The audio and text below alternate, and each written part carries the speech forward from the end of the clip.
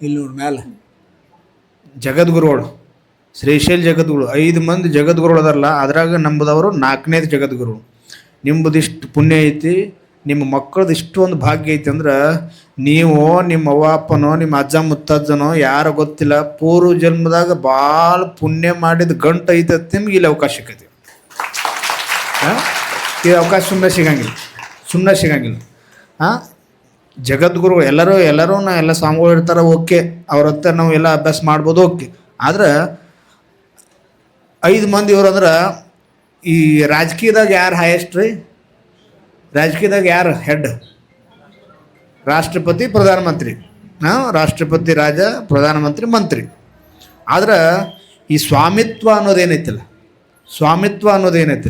ಊರಾಗ ಜಂಗಮರಾಗಿರ್ಬೋದು, ಮಠಪತಿ ಆಗಿರ್ಬೋದು, ಪೂಜಾರಿ ಅವರು ಇವರು ಎಲ್ಲ ಏನದಲ್ಲ ಇಂಥವ್ರು ಆಗಿರ್ಬೋದು, ಆಮೇಲೆ ಸಾಧು ಸಂತರಾಗಿರ್ಬೋದು, ಆಮೇಲೆ ಊರಾಗ ತಿರುಗುವಂಥ ಸಂತರ ಜಂಗಮರು ಇರ್ತಾರಲ್ಲ ಊರಾಗಿರುವಂಥವ್ರು ಅವರಾಗಿರ್ಬೋದು, ಇನ್ನು ಅದಕ್ಕಿಂತ ಹೆಚ್ಚಿಗೆ ಹೋದ್ರೆ ಶಿವಾಚಾರ್ಯರಾಗಿರ್ಬೋದು.